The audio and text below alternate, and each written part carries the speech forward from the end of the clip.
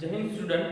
तो जो ધોરણ 7 ની અંદર આપણે 10મું ચેપ્ટર જોતા હતા પ્રાયોગિક ભૂમિતિ, બરાબર। પ્રાયોગિક ભૂમિતિની અંદર આપણે એક પોઈન્ટ હતો ત્રિકોણની રચના। તો ત્રિકોણની રચના કરવા માટે આપણે આગળ બે પોઈન્ટ શીખી ગયા। બે શરતો બા બા બા એટલે બાજુ બાજુ બાજુ, ત્રણ બાજુના માપ આપ્યા હોય તો ત્રિકોણની રચના કેવી રીતે કરવી, એક એ પોઈન્ટ શીખ્યા। પછી બા શરતનો નિયમથી આપણે શીખ્યા બાજુ, ખૂણો અને બાજુ, એ બે શરત થી આપણે શીખ્યા છે। હવે જો વિદ્યાર્થી મિત્રો અહીંયા આપણે ત્રીજી શરત જે છે ખૂ શરતનો ઉપયોગ કરવાનો છે। એટલે ત્રિકોણના બે ખૂણાના માપ અને અંતર્ગત બાજુની લંબાઈ આપી હોય તેવા ત્રિકોણની રચના કરવાની છે। તો ધ્યાન રાખજો કેવી રીતે કરવાની છે અને કેવી રીતે એને રચના કરીએ એ ધ્યાન રાખજો। વિડિયો જોવો તો શાંતિથી જોજો, ઉતાવળ કરતા નહીં। એની અંદર એક વખત વિડિયો જોવાનો શાંતિથી એટલે તમને આવડી જશે, બીજું કંઈ છે નહીં। ત્રિકોણની રચના કરો ત્યારે પેન્સિલનો ઉપયોગ ફરજિયાત કરવાનો છે, સ્કેલનો ઉપયોગ કરવાનો, પરિકરનું કીધું તો પરિકરનું, કોણ માપો કીધું તો કોણ માપ, એમને ત્રિકોણ માપ વગર દોરી લેવાનું છે નહીં। ધ્યાન રાખજો જ્યારે બી તમને અહીંયા આવશો સ્કૂલમાં એટલે ચેક થશે તો એ વ્યવસ્થિત છે કે નહીં એ જોવામાં પણ આવશે। એટલે દરેક વિદ્યાર્થી વ્યવસ્થિત રીતે સારા અક્ષરે એને કરશે। હવે જો એની અંદર આપણે સ્વાધ્યાય 10.4 સ્ટાર્ટ કરીએ છીએ। એમાં દાખલા નંબર 1 છે। એની અંદર ત્રિકોણ ABC આપણે આપેલું છે। એમાં ખૂણો A બરાબર 60, ખૂણો B બરાબર 30 અને AB નું માપ આપ્યું છે 5.8 સેન્ટીમીટર। હવે આને આધારે આપણે ત્રિકોણની રચના કરવી છે। તો કેવી રીતે ત્રિકોણની રચના કરી શકાય એ આપણે એની અંદર જોઈએ। હવે જુઓ તો એની અંદર આપણને જે બાજુ છે એ બાજુને આધારે આપણે એની ત્રિકોણની રચના કરીએ છીએ। તો કેવી રીતે કરી શકીએ છીએ તો એની અંદર પહેલા આપણને એક બાજુનું માપ આપ્યું છે એ લખી દઈશું AB બરાબર, તો આ AB બરાબર આપણને જે આપ્યું છે માપ એ લખી દે A અને B, અહીંયા લખીએ 5.8 સેન્ટીમીટર। તો 5.8 સેન્ટીમીટર AB લખ્યું, જે અહીંયા આપણે દોરીએ છે એ રીતે અહીંયા લખવાનું છે। તો રેખાખંડ AB બરાબર 5.8 સેમી દોરો અથવા રચો। તો આપણે એને દોરી દીધી અથવા એને લખો તો રચના પણ આપણે લખી શકીએ છીએ। પછી બીજો પોઈન્ટ એનો, હવે જો આપણે શું કરવાનું છે, બે ખૂણા તો પરિકરની મદદથી AB પર રેખાખંડ B બિંદુએ 60 અંશના માપનો ખૂણો બનાવતું કિરણ B આપણે એની અંદર તો જે છે એ આપણે એની અંદર લેવાનું છે। તો શું લેશું, પરિકરની મદદથી, અહીંયા આપણે લખીએ પરિકરની મદદથી રેખાખંડ AB પર B બિંદુએ 60 અંશનો ખૂણો, કેટલા અંશનો તો B બિંદુએ, કેમ કે B કેટલાનો છે 60 અંશના માપનો ખૂણો બનાવતો બિંદુના રેખાખંડ AB ના B બિંદુએ, AB ના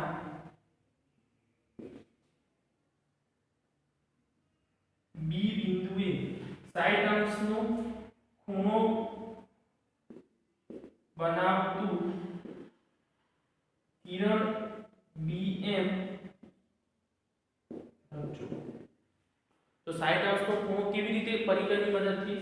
તો જો અહીંયા પરિકરનો અણીમાનો છેડો મૂકી અર્ધવર્તુળ આપણે દોરી દીધું, પછી અહીંયા મૂકી અહીંયા દોરશું આપણે એટલે અહીંયા આવશે, પછી આ કિરણ આ રીતે દોરી દીધું આપણે, અહીંયા M લખી દીધો, આ 60 અંશ કરી દીધું, બરાબર। તો એ રીતે આપણે એને દોરી દીધું। હવે જુઓ તો બીજી આપણે પછી ફરી પાછું પરિકરની મદદથી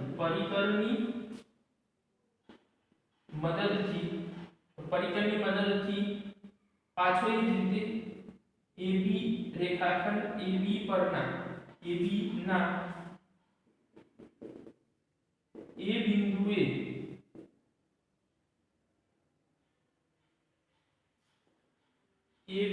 60 અંશનો ખૂણો, અહીંયા આપણને બિંદુ B બરાબર 30 અંશ આપી છે।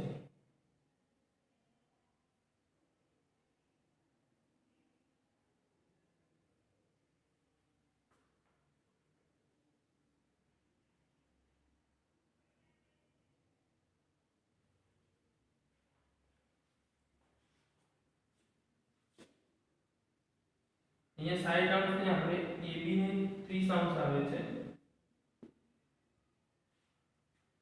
જો 30 અંશ કેવી રીતે દોરવાનું છે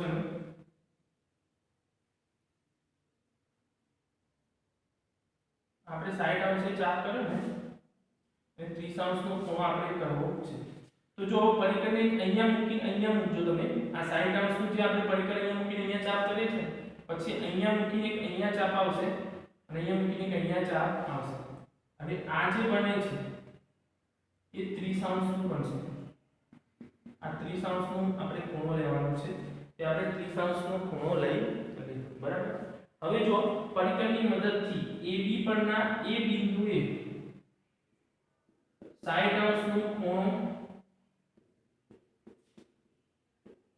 બનાવતું કિરણ AN રચો।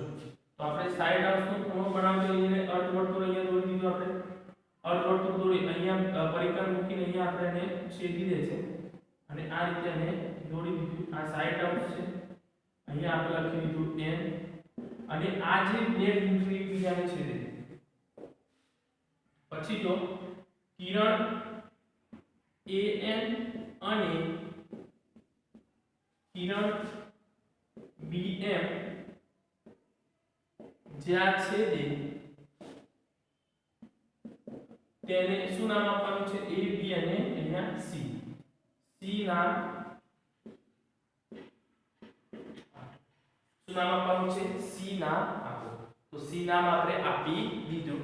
પછી માપપટ્ટીથી એ માપપટ્ટીમાંથી કે કોઈ આપણે એને દોરવાનું છે નહીં। તો એ જે બિંદુ છે એ બિંદુથી આપણે એ રીતે લખી શકાય। પછી છેલ્લો મુદ્દો આ માગેલ ત્રિકોણ ABC તૈયાર થશે। ફરી એકવાર એનું ધ્યાન રાખજો તમે અહીંયા કે આપણને જે પ્રમાણે આપ્યું છે સાઈડ અંશ અને 30 અંશનો ખૂણો પરિકરની મદદથી આપણે રચી શકાય છે। તો પરિકરની મદદથી રચી શકાય છે એટલે આપણે એની રચના દોરવાની છે। કેવી રીતે રચી શકાય મેં અહીંયા લખ્યું છે તમે પરિકરથી દોરશો એટલે વ્યવસ્થિત તમારે આવી જશે। ખૂબ જ સરળનો ઉપયોગ કરવાનો છે। તો બાજુનું માપ આપ્યું છે તો રેખાખંડ AB બરાબર 5.8 સેન્ટીમીટર આપણે દોરી દીધો। પછી પરિકરની મદદથી AB પરના B બિંદુએ 30 અંશનો ખૂણો બનાવતું આપણે 30 અંશનો ખૂણો કેવી રીતે બને એ મેં તમને શીખવાડ્યું છે। અહીંયા પહેલા અર્ધવર્તુળ દોરી દેવાનું। અર્ધવર્તુળ દોર્યા પછી અહીંયા જે જ્યાં છેદે છે ત્યાં ચાપ મૂકી એ જ માપ રહેવા દેવાનું। પરિકરનું આનું છેડો મૂકીને અહીંયા કરો એટલે સાઈડ અંશ થાય। પછી સાઈડ અંશને આપણે એક વખત અહીંયા મૂકીને ચાપ કરો અહીંયા મૂકીને ચાપ કરો અને જ્યાં આવે ત્યાં કરી દો એટલે 30 અંશનો ખૂણો એ થઈ જશે। તો 30 અંશનો ખૂણો આપણે એ રીતે રચના એની દોરી દીધી। જે માપ આપણે આપ્યું એ માપ આપણે એનું લખી દીધું અને એ માપથી આપણે એને દોરી દીધું। આ રીતે એની રચના થશે। નંબર 2 હવે જો એની અંદર બીજો છે ત્રિકોણ PQR રચો। તેમાં PQ બરાબર 5 સેમી, Q બરાબર 105 અને R બરાબર 40 અંશ। હવે જુઓ તો એને 105 અંશનો ખૂણો અને 40 અંશનો જે ખૂણો છે એ ખૂણાની આપણે રચના કરવી છે। તો કેવી રીતે રચના આપણે કરી શકીએ છે એ આપણે દોરવાનું છે। હવે જો આપણે ખૂણો Q અને R બે આપણને આપેલા છે તો Q અને R આપેલા છે। ત્રિકોણના ખૂણાના ગુણધર્મ યાદ રાખવાનો છે। હવે જો તો ખૂણાના ગુણધર્મ આપણે યાદ રાખીએ તો ખૂણાના ત્રણેય માપનો સરવાળો કેટલો થાય છે 360 અંશ થશે। તો ત્રણ ખૂણાના માપનો સરવાળો એ ત્રણ ખૂણાના માપનો સરવાળો 360 અંશ થાય। હવે આપણને જે માપ આપ્યું છે તો બીજાની અંદર શું માપ આપ્યું છે ત્રિકોણ PQR।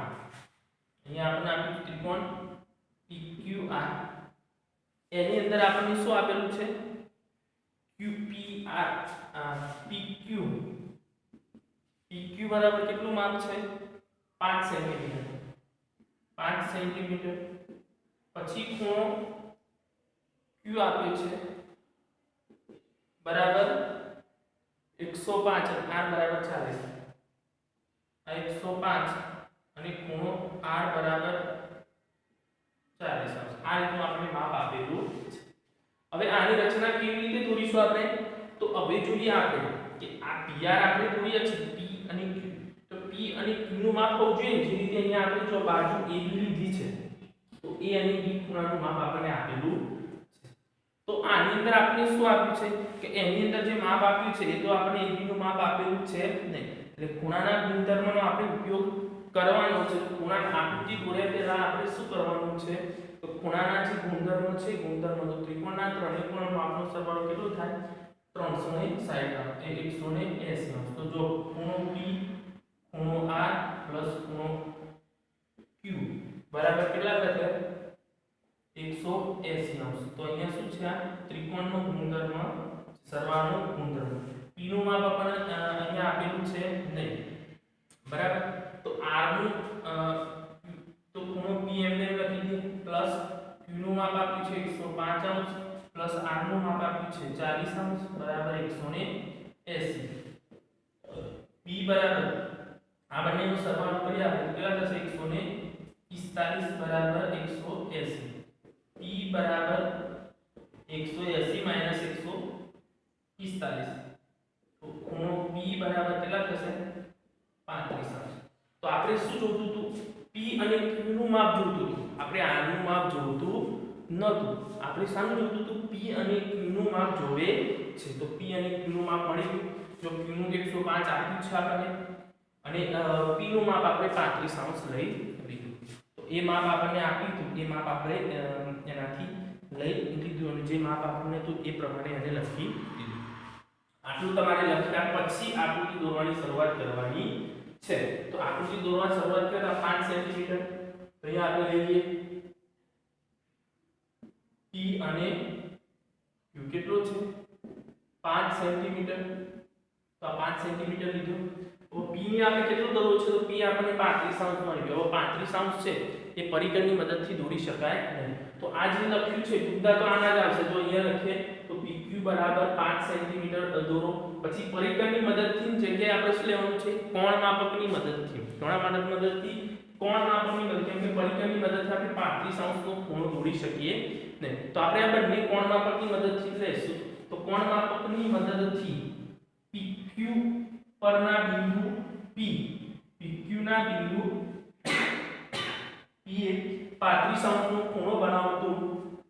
હવે 35 નો કોણ માપકથી આપણે ખૂણો બનાવતા. દાખલા તરીકે આ 35 નો ખૂણો તો તમારે કોણ માપક મૂકવાનું આ બરાબર. અને 35 અહીંયાથી 0 થી આમ ગણી 35 નો ખૂણો આપણે દોરવાનો. અહીંયા આપણે લખી દીધું S. આ 35 નો થઈ ગયો. મુદ્દો આ જ લખવાનો. પછી પાછો આવશે કોણ માપકની મદદથી PQ પરના બિંદુ A ની જગ્યાએ કયો આવશે? Q આવશે. તે આપણે કેટલાનું કરવાનું છે? તો Q નું જે માપ છે એ Q નું માપ આપણે કેટલું લેવાનું છે? 105. કેટલું લેવાનું છે? 105. આને થોડું મોટું દોરવો પડશે આપણે.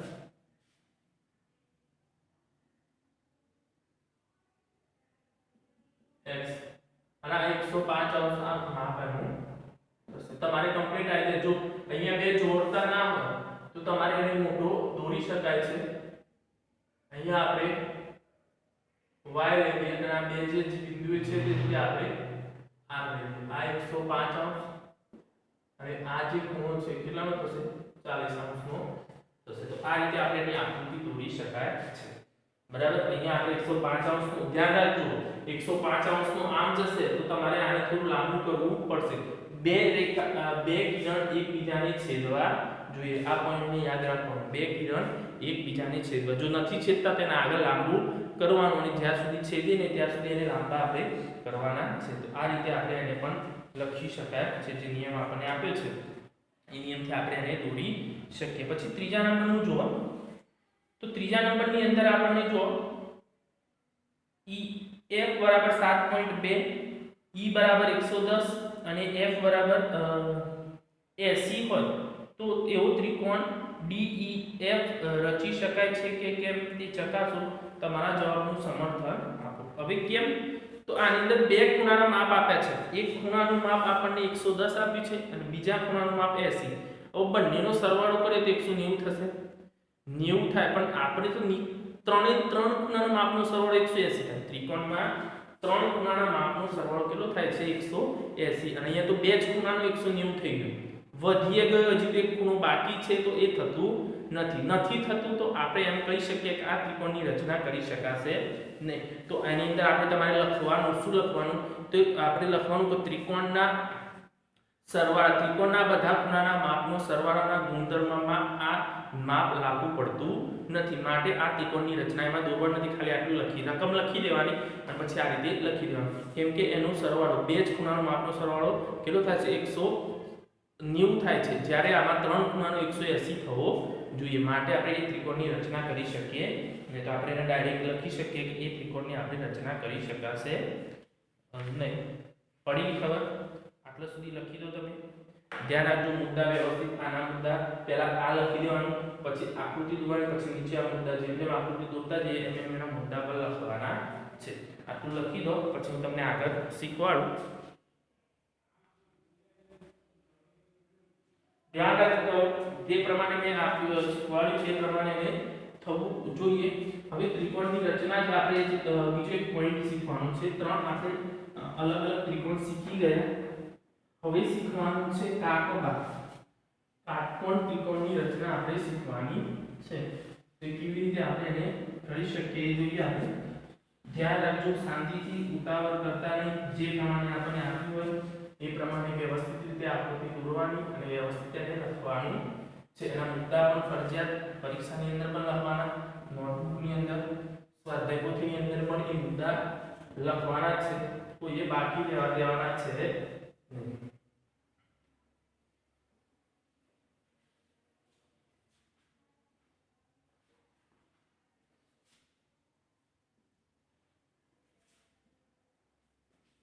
ત્રિકોણની રચનાની અંદર શું છે, ત્રિકોણની એક બાજુ અને કર્ણનું માપ આપેલું હોય તેવા ત્રિકોણની રચના કરવાની છે. ત્રિકોણની એક બાજુ અને કર્ણનું માપ, ત્રિકોણની એક બાજુ અને કર્ણનું માપ પરથી ત્રિકોણની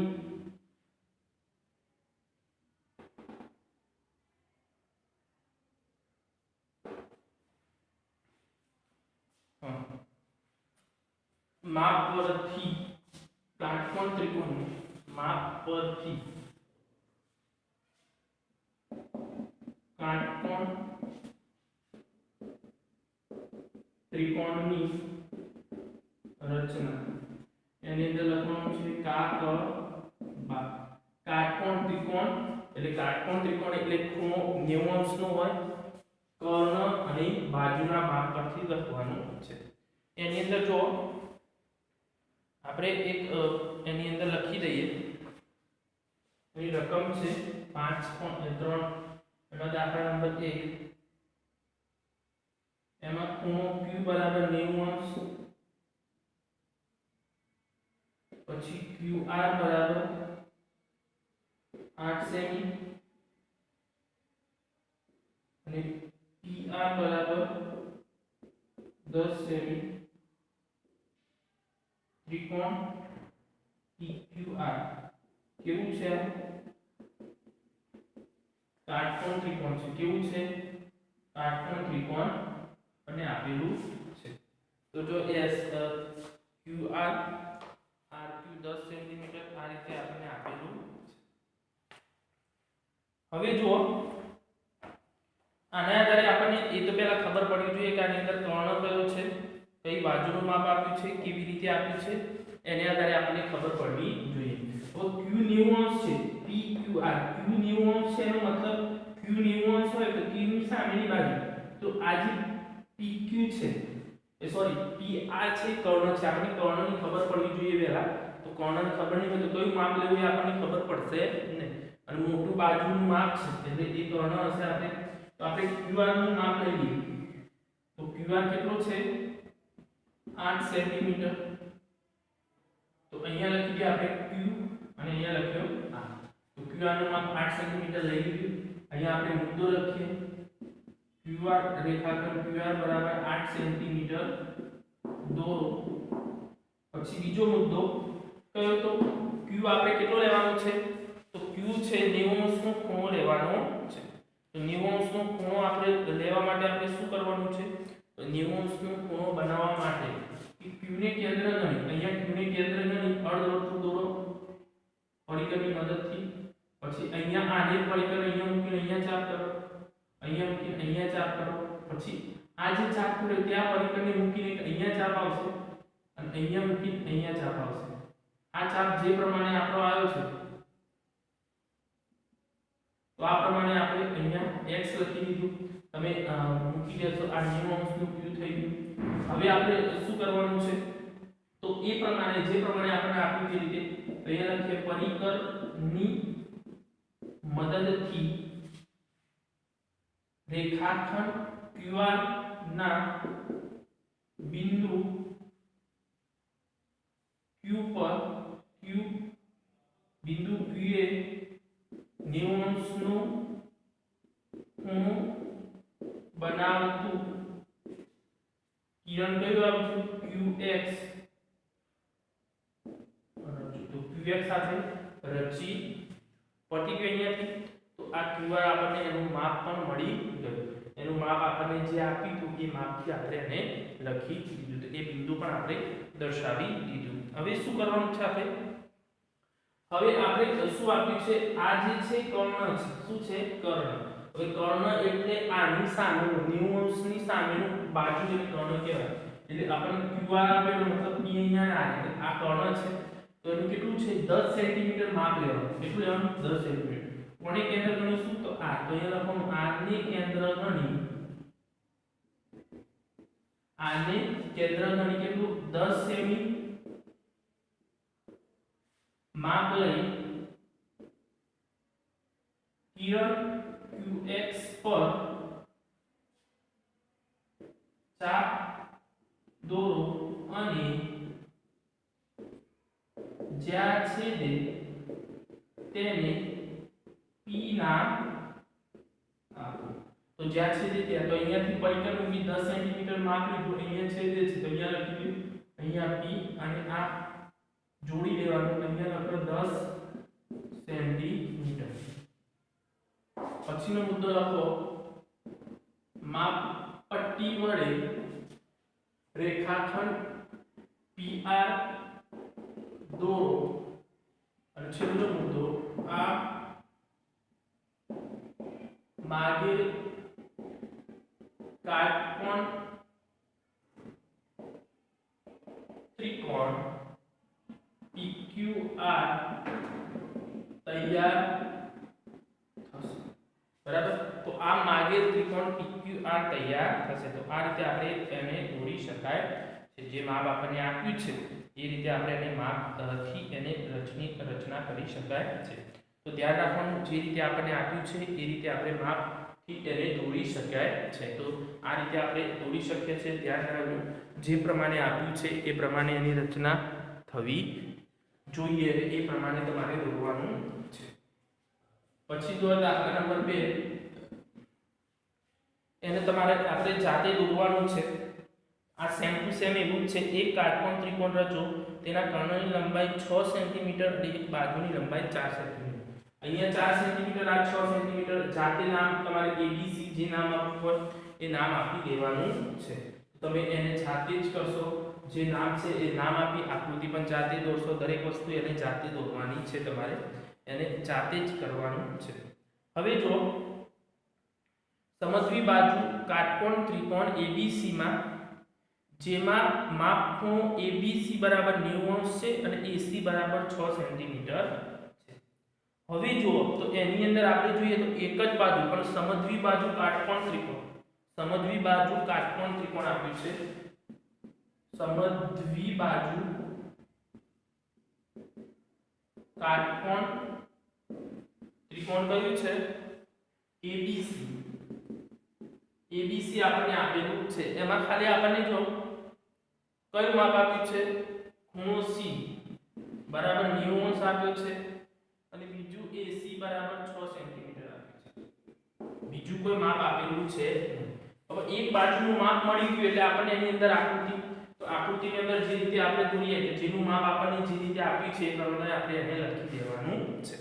હવે જો તો જે માપ આપણને તો AC આપ્યું છે ને આપણે AC લઈએ આ AC 9 સેન્ટીમીટર લીધો આપણે પછી ખૂણો C લેવાનો છે 90 તો કેવી રીતે લેવાય તો એ આપણને ખબર છે અર્ધવર્તુળ દોરવાનું અહીંયા 4 પર અહીંયા 4 અહીંયા અને અહીંયા 4 આ આપણે થઈ જશે 90 નો ખૂણો તો એને અહીંયા આપણે x લખી દીધું આ થઈ ગયું હવે આપણને માપ છે એ કયું આપેલું છે તો એક બાજુનું માપ 9 સેન્ટીમીટર સમજવી બાજુ જે બે બાજુના માપ સરખા હોય તો બીજી બાજુ C અને અહીંયા કયો આવશે B તો C અને B નું માપ લઈએ તો અહીંયા BC નું માપ પણ કેટલું થશે 9 સેન્ટીમીટર તો 9 સેન્ટીમીટર લઈ અને C ને કેન્દ્ર ગણવાનું અહીંયા આપણે લખવાનું C ને કેન્દ્ર ગણી આ મુદ્દા તો જે છે એ આપણે લખી C ને કેન્દ્ર ગણી 9 સેન્ટીમીટર માપ લઈ કિરણ કયું છે કિરણ અહીંયા C Q આ CX પર જ્યાં છે